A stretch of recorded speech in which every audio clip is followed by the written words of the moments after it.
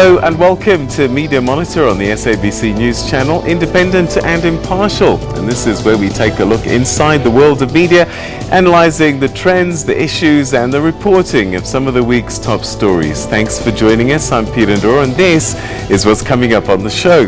We'll be unpacking how one draws the line between the freedom of the press versus what is of public interest and what should be kept hidden. This following the recent arrests of Wikileaks founder Julian Assange in London, who stands accused of leaking classified US government information. We talked to SABC News reporter Natasha Phiri, who was robbed in an attempted hijacking in Alexandra Township, north of Johannesburg this past week. And this was while she was covering the ongoing protests there. These are just some of the stories that we'll be tackling on the show. But first, let's take a look at what's on the front pages of your Sunday newspapers. And we start with the Sunday Times. And the headline there is Tito's Eskom SOS to Maria Ramos. Now, this refers to Finance Minister Tito Mbowene's wanting to bring in former ABSA CEO Maria Ramos to head the process of unbundling Eskom into three components. Apart from her commercial business experience, Maria Ramos has quite a bit in terms of SOE experience after heading Transnet for some years. Right, another paper we're looking at is the City Press, and this one talks about an orgy of greed. That's the headline story there, with a report saying that forensic reports will show billions of rands worth of kickbacks, as well as wasteful expenditure by even junior level staff buying luxury cars and houses for cash without an explanation of how. All right, let's take a look at the Sunday Independent. And the Sunday Independent there is reporting how Kwazulu-Natal and Gauteng have become the battlegrounds for parties as they move in for a final push for votes. Gauteng has a massive 23.9% of eligible voters, and in second place Kwazulu-Natal with about 20.7% of the potential voters. Right, let's take a look at this Sunday Tribune. That's KwaZulu-Natal's major paper there. Understandably, they're leading with the horror church building collapse that turned a weekend of prayer into a personal hell for dozens of families. 13 people died when a storm caused a wall of the church to collapse at about 11 p.m. on Thursday night. And then we go to the Weekend Argus, and that's in the Western Cape. The Weekend Argus has a picture of Gerda Steyn winning the women's race in the 50th edition of the Two Oceans Marathon. In fact, South Africa won both of those. But the lead story in the paper, though, is that of the KwaZulu-Natal church collapse, told through a son who lost his mother, someone who he described as his peace and his champion.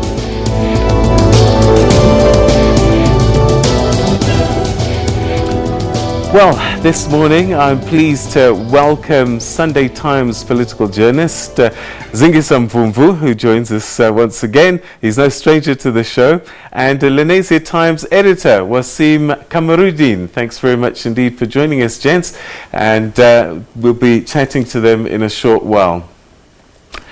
Right, now, founder of Wikileaks, Julian Assange, was arrested in London last Thursday and charged with conspiracy to commit computer intrusion over his alleged role in the leaking of classified United States government documents. So he had been holed up for about 7 years in the Ecuadorian embassy, but they gave him up eventually. And whilst some people see him as a hero, some see him as a villain, this is what his lawyer had to say about it. Julian Assange's arrest in London on Thursday inside Ecuador's embassy was done by British police under a warrant from the United States for extradition. This is the charge that he faces, unsealed by the U.S. Department of Justice the same day: conspiracy, specifically related to hacking a government computer and his relationship to Chelsea Manning, the former Army intelligence analyst whose massive dumps of diplomatic cables and battlefield reports in 2010 put WikiLeaks into headlines and fueled major embarrassments for the American government. Such as a video that showed an Army helicopter killing a dozen civilians in Iraq, including 2 Reuters journalists. Assange is said to have shouted during his arrest that his detention was unlawful and he's not leaving. The states have until June 12th to produce a case in order for the UK to consider transferring Assange. If convicted, he could face up to 5 years in prison. But meanwhile, Britain also has their own legal claim to him. Within hours of the arrest, he was rapidly convicted in a British court of skipping bail in 2012 over a separate extradition request by Sweden in a sexual assault investigation. Sweden had later dropped that case, but the UK could still give him up to another year in prison over the incident. Julian Assange had been holed up in Ecuador's embassy for 7 years, but Ecuador revoked his request for asylum on Thursday, which is what allowed his arrest. His relationship with his protectors at the embassy had soured in recent months, and Ecuador accused him of leaking material about their President Moreno's private life. On Wednesday, the day before the arrest, Wikileaks also claimed that the Ecuador authorities were spying on him and that an unidentified group in Spain was trying to extort money from Assange after they obtained his medical records and other private documents. It's not immediately clear if the two incidents are related to his arrest. Julian Assange's critics say his actions were a risk to national security. Proponents say he's a champion of free speech and government transparency. So there he is. He's been a controversial and polarizing figure, but his fans call him a freedom fighter and a whistleblower who's challenged global superpowers by exposing corruption and war crimes. Others say he abuses the vast power that Wikileaks has acquired, saying that he's an ally of the American right wing and pawn of Vladimir Putin and the Kremlin. So, is Julian Assange a hero or a villain? Let me ask our guests now. Gentlemen, thanks very much indeed for joining us. Zigiza, let me start with you. Hero or villain? I think it's a bit of both, Peter. I mean, in terms of freedom of expression, we do need champions. It's something that is under threat globally. But also, you cannot have freedom of expression that is just doesn't have limits. It has limits, and I don't think, as far as Assange is concerned, he respected those limits. He just thought freedom of expression is freedom of expression as far as he wants it, and that's why I have a problem with him. All right, Wasim, do you have issues with him? I tend to agree with that he is a bit of both. He's a hero as well as a villain. He's a hero in that he at least brought to the fore a lot of the ill dealings regarding the Iraq war and things like that. But he's also a villain in that he's, you could say in some instances he's been a bit pro-Russian, and he's not really impartial by the looks of it. So I wouldn't say he's totally a hero, because it does seem like he lacks impartiality with some of the releases by WikiLeaks. So where does one draw the line in terms of when do you cross over to this is too much information or this is of public interest? Well, Peter, I think in every institution, in fact, across the world, there are rules of engagement in everything. And I think as far as WikiLeaks was concerned, there was no such. It is a body that is unaccountable to anyone. As such, it's opened up for exploitation and use by rogue forces of, intelligence, of the intelligence world, so to speak, and the Russians, as my brother just said here. And I think that is where the problem in the main with WikiLeaks is that as much as they champion freedom of expression and they expose certain things that ought to be exposed, but the fact that they are not accountable to anyone, that means that they are a law unto themselves, and I don't think that is a good situation to be in. All right, talking about the law, just before I turn to you, Wasim, let's hear from Julian Assange's lawyer, because they had quite a bit to say, and they even said that perhaps this might actually have an impact on journalism per se. Let's just listen to this. This sets a dangerous precedent for all media organisations and journalists in Europe and elsewhere around the world. This precedent means that any journalist can be extradited for prosecution in the United States for having published truthful information about the United States. Well, the only thing to add to this is the fact that this is a dark day for journalism. As Jennifer said, this sets a precedent. We don't want this to go forward. This has to be averted. The UK government needs to make a full assurance that a journalist will never be extradited to the United States for publishing activity. This pertains to publishing work 9 years ago. publishing of documents, of videos of the killing of innocent civilians, exposure of war crimes. This is journalism. It's called conspiracy. It's conspiracy to commit journalism.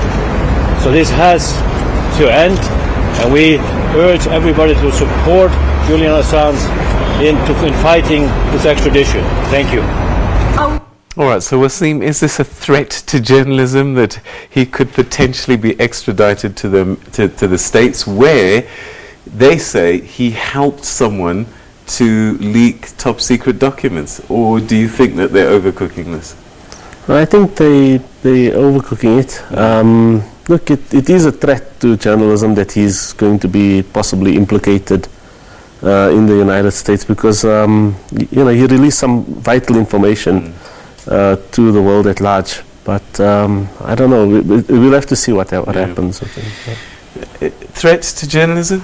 No, I think that's a bit of an exaggeration, so to speak. Much as as I said earlier, much as Mr. Assange was a journalist, but the manner in which he operated, I don't think that's how journalists operate all the world over. We have institutions where we report, where we're accountable. I mean, for instance, to bring it closer to home, here in South Africa, we have the press ombudsman, where we are held accountable for our, work, the work that we publish. But that was not the case, Mr. Assange. I mean, you would remember that, for instance, he's alleged to have played a part in the, so-called Russian interference in the American elections, but he has never been held accountable for that because of who he is, the Wikileaks that is unaccountable to anyone. So I think it's a bit of an exaggeration. And it's a difficult one, because he's won so many awards and he's done some great work, for sure. We can't take that away, but there is a point, and I remember some of the things that he did is that he would leak cables between ambassadors in certain countries, sending stuff home.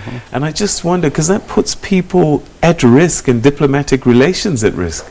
Yes, definitely. I mean, in some ways you could even say what he released helped influence the outcome of the United States national election 2 or 3 years ago, and helped Trump to win the election, mainly because of what some of the leaked emails of Hillary Clinton and so forth he released. And so, I mean, it has an adverse effect, you could say, on democracy as well, in that it's sort of like spreading fake news, and it probably helped Trump to win the election.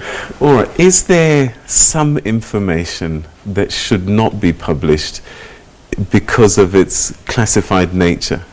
Or, because we know that on the continent, for example, and we heard just now in the state capture inquiry, where McBride was saying he couldn't get a logbook of a car because the state security says it was national security and it was classified.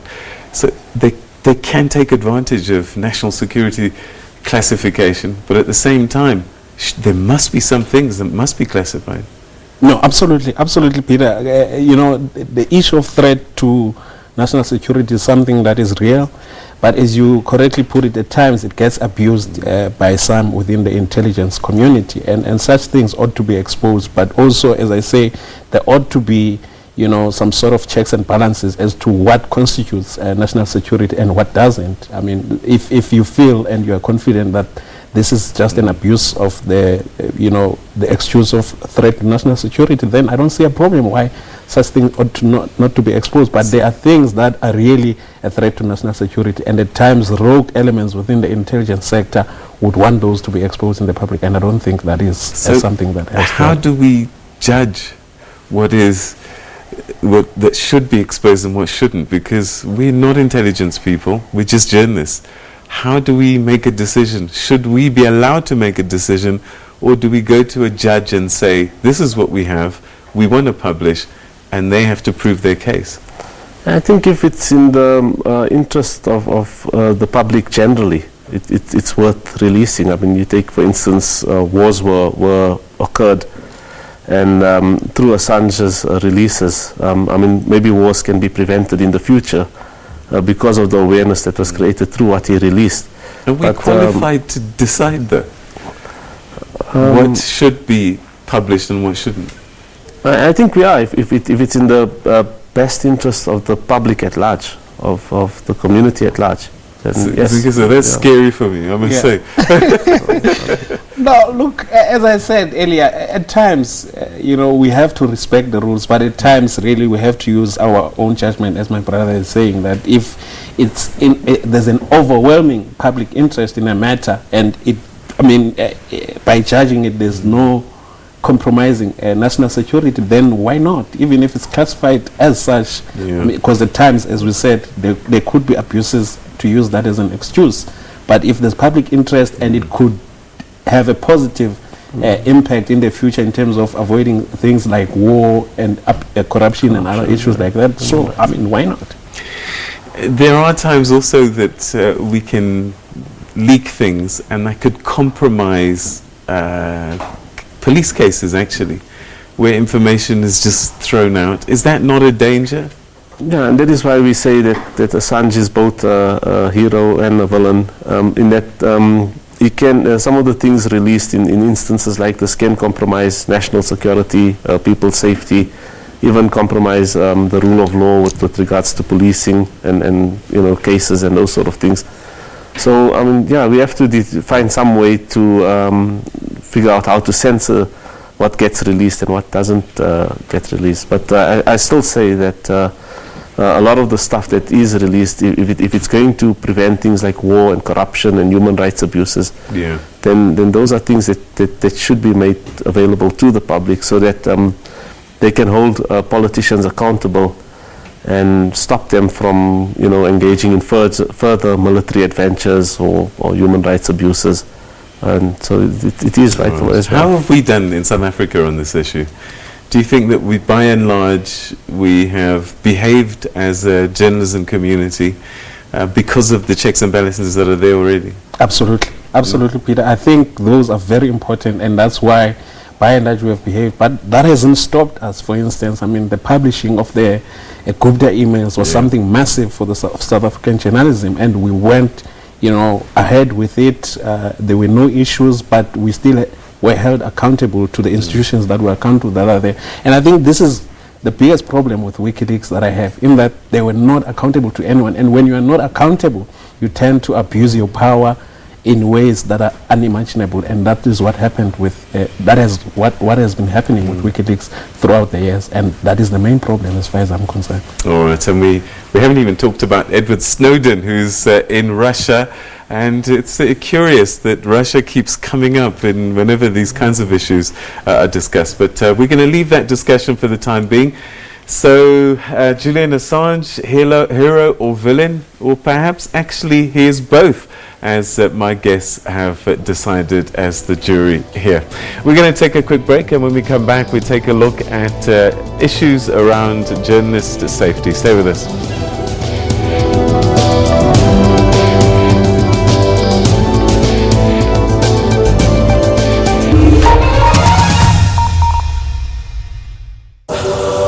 Okay, stop. Times have changed. You want to be someone? Be you, the person behind the filter. You're unique. Nothing added, nothing artificial. And you deserve a juice that's 100% fruit. No added sugar, no preservatives. Maybe a fruit juice can't change the world, but it can refresh the way you see it. Because in a world filled with fake, nothing's more precious than real. You do it like that, I do it like this. You do savory, I do it sweet. You do it, I do it, and what do they say? We love it all. Sasco, taste the care. This is your opportunity to hold the leaders accountable. I was asking my question in my language. People are dying. What are you doing about that? There is a lockdown where there is a police with a CPF. There are a lot of complaints. What have you done for this community? She has devoted her life to the upliftment of children in this area. I go into the area, collect all children to teach them. My name is Manitra Mali. To me, green means go. The Zimbabwean government says it's now planning to give compensation to white farmers who were forced off the land they occupied by the government of Robert Mugabe. For reasons of political expedience, this attempt is driven by opportunism and is bound to further deepen the political and economic crisis in Zimbabwe. Small group of people chanted Makashule's name at the launch in Sandton City. They allegedly ripped apart some copies of the book and threw the pages around. Clearly that book wants to divide South Africans. We wanted to make it very clear that we stand by this book and we stand by Peter Ndoro as an outstanding author.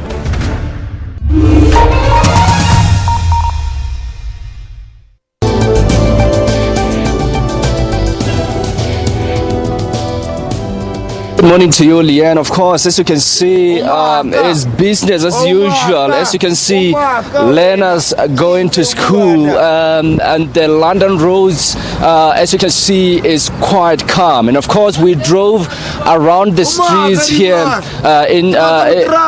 We drove around the streets. We drove around the streets. We drove around the streets on London Road, more especially because that's where the action was during the protest last week. And I'm sorry about this because the gentleman just came in to interrupt us. So, and as I can tell you, it's quite different. The scene compared to last week is quite different. There is no shutdown at the moment, and of course we have to apologize for this particular interruption, and we'll have to take it back to you in studio, Leanne, for now, so that we can control the situation. And of course we will be keeping you posted with the developments here. Back to you in studio for now. That was our reporter Makashetla Mutlabe there in Alexandra. And the safety of journalists continues to be a concern in South Africa. More and more incidents of attacks, harassment and pure criminality. And this played out for an SABC television news crew being robbed in Alexandra Township, north of Johannesburg, on Tuesday. Reporter Natasha Phiri and cameraman Sbu Mqedane were reporting on the Alex shutdown protests. And this is the second incident following the one you've just seen, where our field teams, following the one that you just seen there with Makashetla Mutlabe being harassed by, I don't even know what to call the person that was doing the harassing there. But let's chat to Natasha Phiri, who's one of the journalists who got robbed, and I can only imagine how scary that was. It's not something that, even when you're not working, that you're prepared for, that you're ready for, and then it happens. Take us back to that day. What happened? Sure. Okay, so we were actually working on a piece for the politics desk on Alexandra, and we had just conducted an interview with one of our case studies. We went to go get shots from Alexandra by 11th Avenue, and Swisso was outside the car. He was just taking visuals. I was inside the car. By the passenger's side, and 4 suspects, so 4 guys, approached him with guns, and one demanded that he give them the camera. And I mean, I couldn't imagine what was going through his mind, because he's seeing all these guns. So he handed them the camera. So I think one of them had actually seen that I was with Usbusiso. So he approached me on the passenger's side. He's like, "We've got your friend. Give us all your possessions and give me the car keys." And at that time I'm thinking, what in the world is going on? And he says this again, and I'm like, actually no, I'm not going to get robbed today. No. And he's like, I'll hurt you. Was he pointing a gun at you? I didn't even see a gun. Okay. I mean, all I could just see was this person, and when I looked behind briefly, I could see people surrounding Spusiso. So I started screaming, I started shouting for help. And I mean, to my shock, people didn't even help me at all. I mean, people just looked at us as if it was just normal. I started shouting again, and he's like, "I'll hurt you." I'm like, "You're not." Started screaming, and that's when he ran away, and they took the camera and they ran on foot. And it's quite unfortunate that, the community that we're trying to help through our reports are not even helping us at all. So they fled, you now sort of left on your own, and you could see everybody that was watching this. Did they come and help? Nobody even came at to that help point? us. Nobody came to help us. Even after the guys had disappeared? Not at all. I mean, I remember the first person that I called afterwards was Busi from the SABC, my boss, and I'm like, this is just this is what happened. And she also, was panicking, and she was like, go to the police station.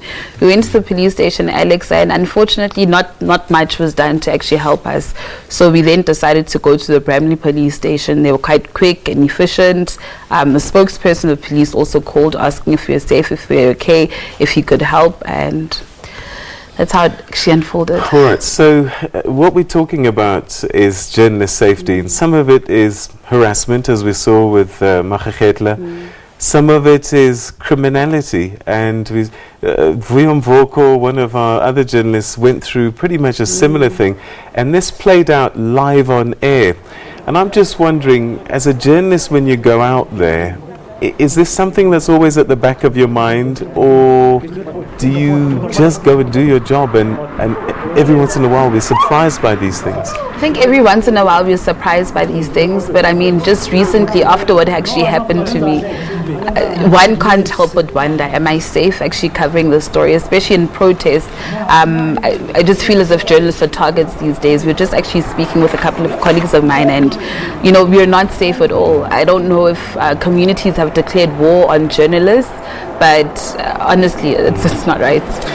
Have you ever felt this before? Have you ever arrived at a scene and straight away felt uncomfortable that, look, I don't know what's going to happen here, but this doesn't look great?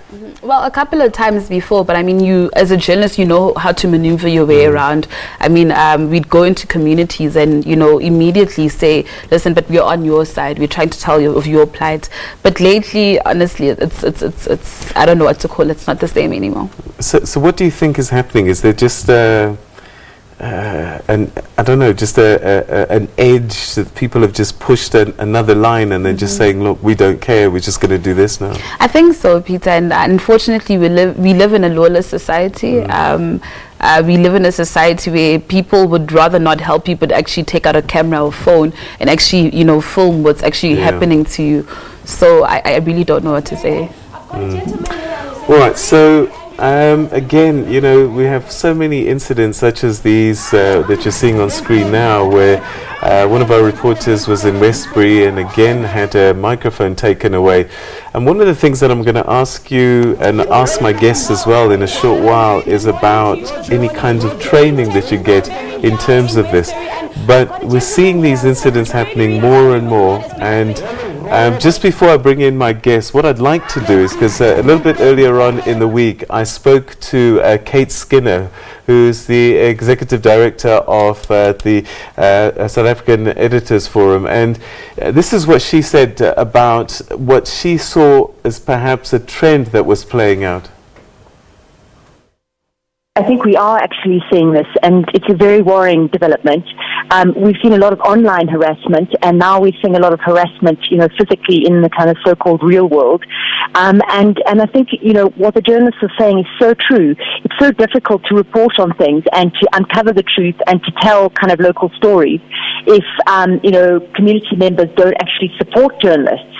And so for me it is worrying, and I think it is a trend where community members don't immediately kind of see journalists as there to, tell their stories. And I think that's something that we need to look at very carefully. The other thing that I think is really important is just that journalists really do need a lot of trauma counseling. They need to get a lot of support around covering stories in these kind of dangerous areas. And we must make sure that, that kind of support is in place. All right, so let's start with you actually, Natasha. She talked about trauma counselling. Do you think that that's something that we don't do enough of post an event such as the one you went through? Well, I think it also depends on which organization you probably work for. I mean, I was contacted by the SABC Wellness Center, that evening, and I spoke extensively to one of the counselors. Subsisa also went for counseling as well. But I sometimes as journalists, I think we just ignore such things. But I mean, the impact that it actually has on you later on is quite huge. But as for training, if you're trained for such things out in the field, unfortunately not, we're not. All right, we'll chat about that just now, because I'll tell you my experiences. But gentlemen, is this a trend that we're seeing? And I'm going to start with you, Zingiswa, because I think it might be slightly different for community media, because they know you work in the media.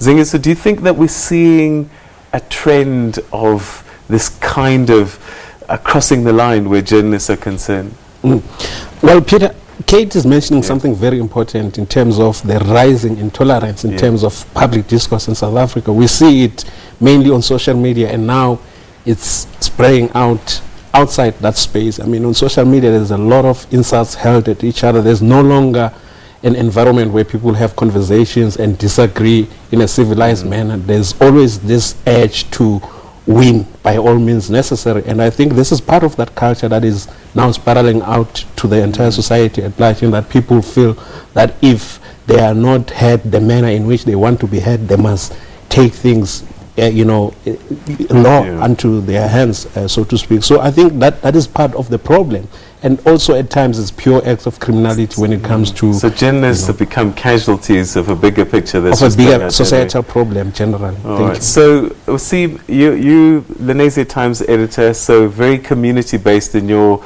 reporting. Does it make a difference if the journalist is from the community and is recognizable, that you don't get caught up in these incidents, or is that happening to you journalists in the community anyway? No, you're quite right that if the community is familiar with who we are as journalists of a community publication, radio station or something like that, they tend not to be that hostile because they're quite familiar with us. But of course, in the instance of our respected colleague here, we are also vulnerable to criminality, acts of criminality, and there are certain instances where we'd be covering a news story in a volatile situation, like in Lenasia, for instance. There's an informal settlement adjacent to it called Tembelishle, where there's frequently riots over service delivery. And what happens is any person in that vicinity tends to be a victim of criminality, such as rocks being thrown at cars, or even crimes such as what was committed to our respected colleague here. So we are also vulnerable as well, but it does help significantly when the community knows who you are and are not going to obviously take issue with you, as mentioned. Okay, so the training thing is the one I really want to get into now, because I have my own experiences of it, and I just wanted to get a sound from you. But I spoke to Kate Skinner about the training, and as the National Editors Forum, was this something that they were cognizant of and something that they were pushing for? This is what she had to say. That's a very important question, and in fact, I don't think that media houses have necessarily done enough. As SANIF, we ran a whole series of workshops with journalists, specifically for elections. And interestingly, one of the major things that we were looking at was safety of journalists. And in fact, we got the Committee for the Protection of Journalists, which is an organization based in New York that works internationally. And we asked them to assist us with a whole lot of specific tools and things for journalists and for editors, so that they know what to do when they send journalists out into the field. So I think there is some work that is being done, but certainly a lot more could be done. All right, so that's Kate Skinner saying a lot more could be done. There's some thinking happening. And I've got to tell you, I worked for an international news organization in the UK for a few years. And I came back to South Africa as a foreign journalist, can you believe it? But what was interesting, before I came, they took us out for 3 days, hostile environment training for South Africa. And we were taught hijacking, what to do, first aid, all sorts of things, where to park, what clothes to wear. It was quite extensive training, and I would not have been allowed to travel without that training. I don't remember in my entire years in South Africa getting any training whatsoever, and I just wonder what your thoughts are. You work at the SABC. Did we train you to deal with issues like hostile training? No, unfortunately not. But I do agree with Kate. Much more still needs to be done. I don't know if Zingi and Wasim agree with me, but there is no training. I think as journalists, you just go with your natural instincts and what you know. So you have to work it out for yourself. Exactly. Zingi, sir? Yeah, no, absolutely. I agree with Natasha. And I think mainly our, organizations operate on the basis that we haven't been... we haven't had a society that is hostile to journalists. I think this is a new phenomenon that is, with the changing times, the digital age, the whole issue of fake news and people calling us fake news actually, so people take it into their heads when it's actually peddled by fake news peddlers. So I think it's about time that our organization get into the groove and realize that now is the time to give us those necessary trainings to make our jobs much easier and safer. Well, Seamus, have you been ever trained for hostile environments, what to do? I mean, one of the things I was taught straight away was you reverse into a parking bay, you don't park facing forward so that you can leave quite quickly. And it's something I never thought about, but again, it can save your life, those split seconds. Yeah, I think in South Africa we're fortunate in that there's good freedom of the press here in this country. We don't live in an authoritarian type country where journalists are constantly under threat from the regime, so to speak, in terms of intimidation or attacks. Also, we're not, fortunately, we're not in a war zone where we're exposed to those sort of dangers. But of course, we are susceptible to other dangers, like what happened to our colleague, like what we saw in the footage of journalists being intimidated. And so training is essential. What we tend to do as community media is we always emphasize to our journalists that their safety is of paramount importance, that the story can always still be obtained subsequently through other means, but their safety on the field, in an environment, is of paramount importance. That's the first rule we teach. And of course, it would help if some sort of safety protocol amongst journalists and editors and so forth is developed in South Africa and disseminated to all media houses on how to keep their personnel safe and on the field. Yeah, Zingisa, you talked about society changing and there's almost like this anarchic state that we've gotten into. Do you think that we need to educate society? You know, in other parts of the world, particularly in war zones, much like medical personnel wear a Red Cross or a crescent, sometimes journalists wear clothing that shows them that they're journalists, and that the warring parties respect that, knowing that this person isn't a soldier or whatever, but he is a journalist, and that they should be treated differently. Is that something we need to do in South Africa? Oh, yes and no, Peter. Yes, on the basis that, of course, I mean, if you are in an environment where they feel that they need to protect you and respect you, they can. But at times it can actually compromise you in that it exposes you. At times we go into these things not wanting to be known that we're actually journalists to get to the real story. So if you have something that identifies you as such, it may actually put your life much more in danger. So it's a touch and go, but we do need to have certain measures that need to be taken to protect us from such people. Natasha, what do you wish you could have known before this incident? Sure, Peter, that's a hard question. I think I really don't know, because as I'm from Alex. I was born and bred in Alexandra, so I honestly thought that I was safe in my own These hood. Are your people. Exactly. And this happened, so I really don't know. I honestly can't tell any other journalist what I should have known before that. I thought I was coming to a township that I knew was safe. I've never been robbed before in my own hood, and now unfortunately it had to happen.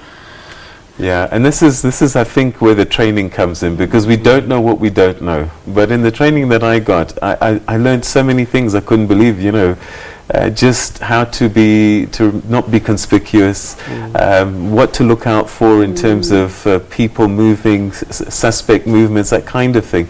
And I think that these are the things that we need to be taught. But this is a conversation certainly that your incident sadly has highlighted for us. But we're glad that you're safe and that all they got was a camera in the end. Thanks so much indeed, Natasha, for telling us your story. Thank you. All right. Okay, we're going to leave that for the time being, but I've got a feeling this is a conversation we'll have more than once going forwards. We're going to take a quick break, and when we come back, we'll take a look at what's in the newspapers. Stay with us.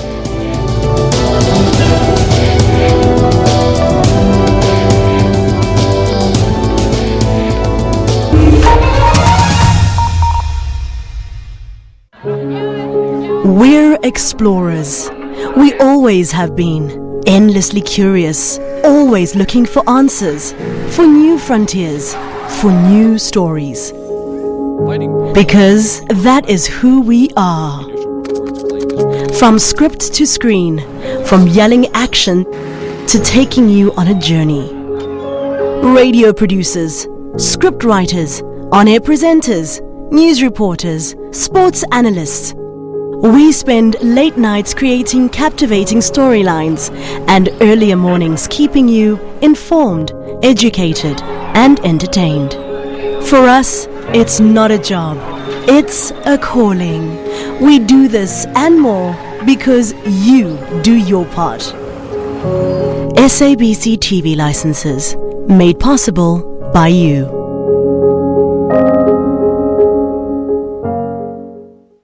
Get the facts first. In 1994, ek dink was ons almal was ek ook baie excited geweest. For South Africa, art was never a good thing. From a footballing point of view, there was never a separation. Get to the truth. There's still some serious issues in South Africa. Maar ek dink die regering kan regtig probeer om harder te werk om die apartheid in Sutlile ke batho ba rena ba democracy batho ba batsho e seng makgowa. See what it all really means. Ek is geel, want dit is die kleur in die verkeerslig wat vir jou sê wees versigtig. I still give South Africa a hate. We are somewhere in between. We're giving our democracy a green for sure. We're very happy. Democracy Gauge, weekdays at 5:30 on SABC News Channel 404. This is your opportunity to hold the leaders accountable. I was asking my question in my language. People are dying. What are you doing about that? There is a lockdown where there is a police with a CPF. There are a lot of complaints. What have you done for this community? She has devoted her life to the upliftment of children in this area. I go into the area, collect all children to teach them. My name is Manitramali. To me, green means go.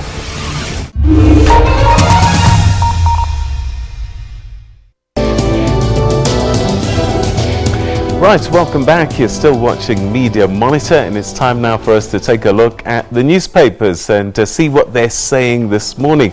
Gentlemen, thanks very much. Again, I know there's a lot to look at in a short space of time, but let me start with you, Wasim. What paper grabbed your attention and what story? Yeah, well, it was the Sunday World, and it was the lead article on the Sunday World, "The City Takes Our Land. Ekurhuleni Metro to grab black businessman's property." Right. This was quite an interesting story, I found. So what's this? What's the deal? What's going on? Yeah, well, basically, the piece of land in the region of Ekurhuleni was sold to a developer, and apparently he did not develop it within the 10-year period. He was supposed to put, I think, residential housing and some business properties on there, and he apparently has not developed any of it. And so the city, led by Mayor Masina, has gone about trying to reclaim the land from the businessman. But of course, it has political ramifications, given the whole expropriation without compensation debate. So. And this could mean there's quite a lot of this kind of thing that's happened across the city. I know that in Zimbabwe, for example, when the land invasions happened, farms were taken over and then people just sat on these farms. And of course that affected food production and so on and so forth. And I just wonder if this isn't something that an audit should be done, really, actually.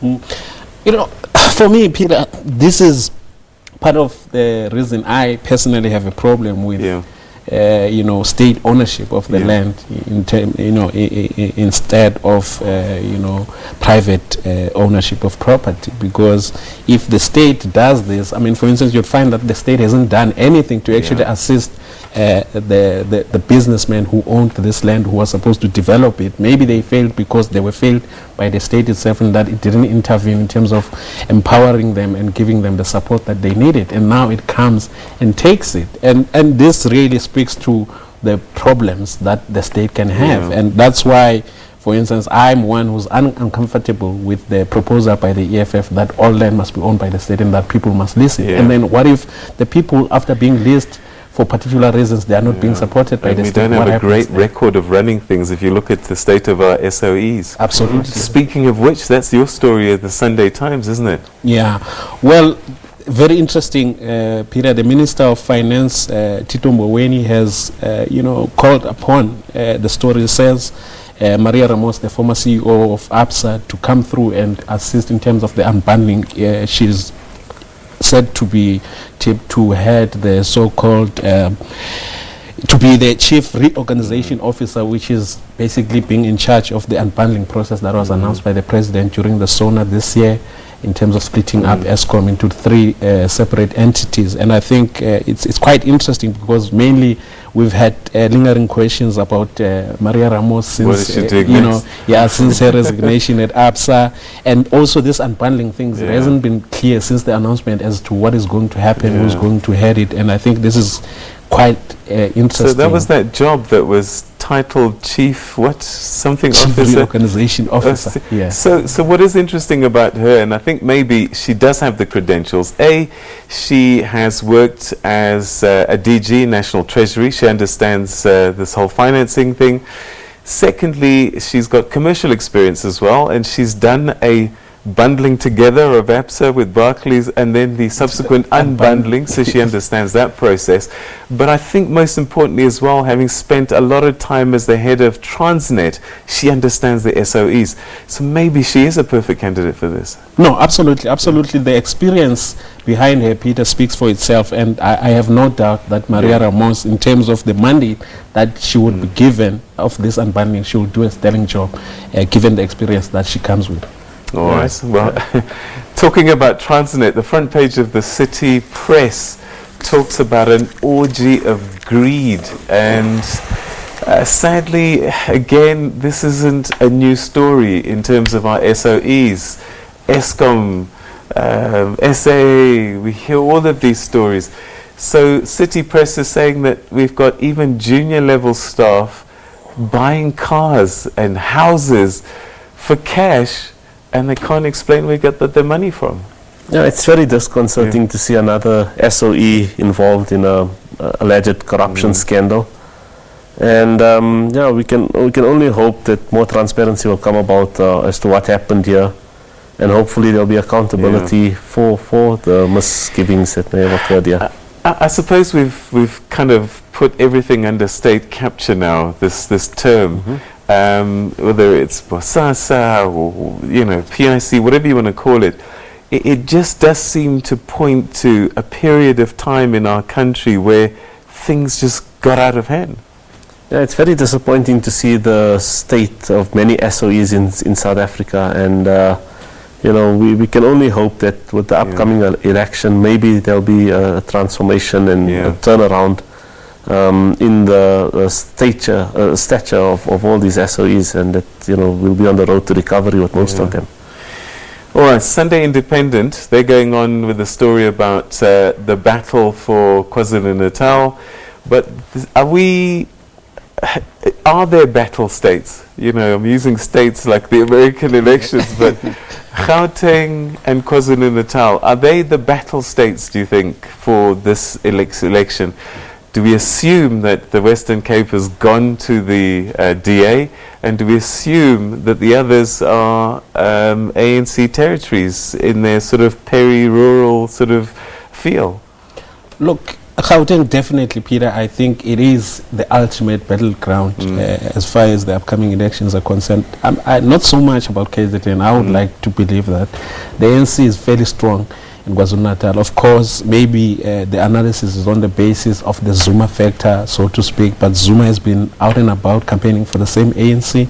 So on those bases alone, I think the ANC is quite guaranteed KwaZulu-Natal. In fact, other provinces that I think would be a battleground instead is the Northwest, and perhaps Limpopo as well, because the EFF did quite well in the previous elections, and the leader of the EFF and the deputy hails from that province. We cannot underestimate that as well.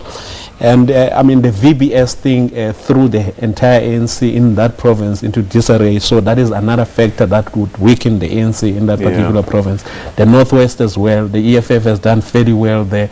There's still the lingering issue of Marikana that sort of shifted certain constituency away from the ANC. So those are the provinces. As for Gauteng, it has been even in the previous elections, and this is the moment. Do you know what? Unfortunately, we've run out of time, Wazim, and I'd have loved to get your take, particularly from a community level. But we will bring you back in studio again now that we know where you live and we've got your phone number.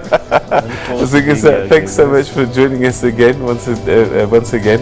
And to you at home, Thank you so much for joining us on Media Monitor. See you again at the same time next week. Salani Khatle, Dijojo Tapeta. Bye bye everyone.